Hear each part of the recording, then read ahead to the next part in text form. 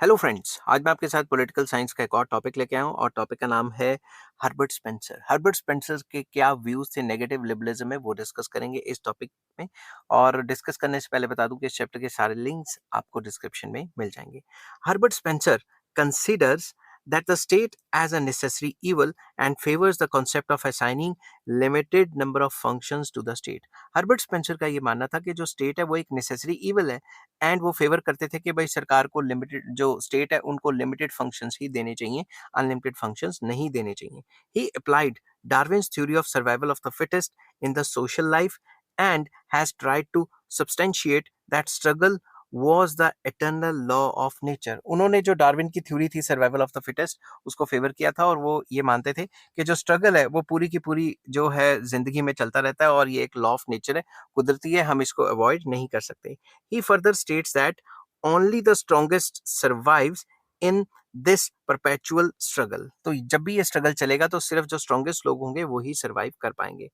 He is of the opinion that the state's interference in the life of individual acts as a strong barrier in his natural growth and development। उनका ये मानना था कि जब भी government interfere करेगी तो इंडिविजुअल के आगे एक बैरियर क्रिएट कर देगी, इंडिविजुअल को रेस्ट्रिक्ट कर देगी, जिससे उसकी जो नेचुरल ग्रोथ एंड डेवलपमेंट है वो नहीं हो पाएगी। Spencer was in favor of assigning the negative functions to the state।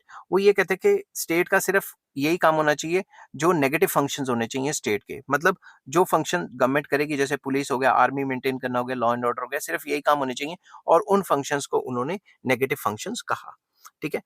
He was firmly of the view that the state should not do functions like education, health, help to the poor and needy, etc., etc. He said, if uh, we are to involve if we are to evolve a race of strong, able and vigil human beings, he should leave the individual we should leave the individual to themselves. उन्होंने कहा कि अगर हमें आने वाली नस्लें strong चाहिए, एक अच्छी रेस चाहिए, तो सरकार को उनकी हेल्प नहीं करनी चाहिए, बल्कि उनको फ्री दे देना चाहिए। वो आपस में जो फिटेस्ट होंगे वो सर्वाइव कर जाएंगे।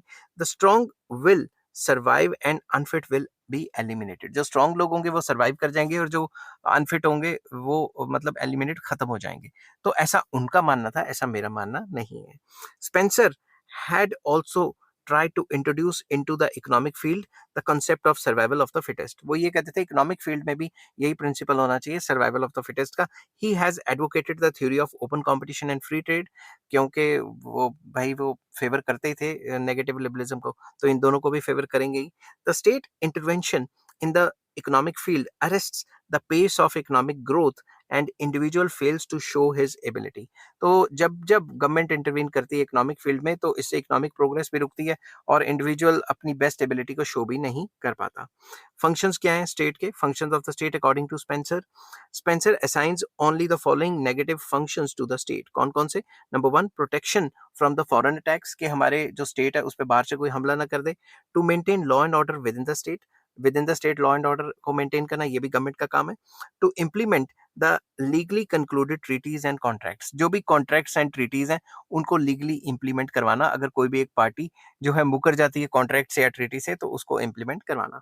तो आई होप ये वीडियो आपको पसंद आई होगी। अगर पसंद आती है तो please like, share and subscribe. इस चैप्टर के बाकी लिंक्स आपको डिस्क्रिप्शन में मिल जाएंगे और नेक्स्ट टॉपिक मैं डिस्कस करूंगा basis of negative liberalism. Till then take care, bye bye.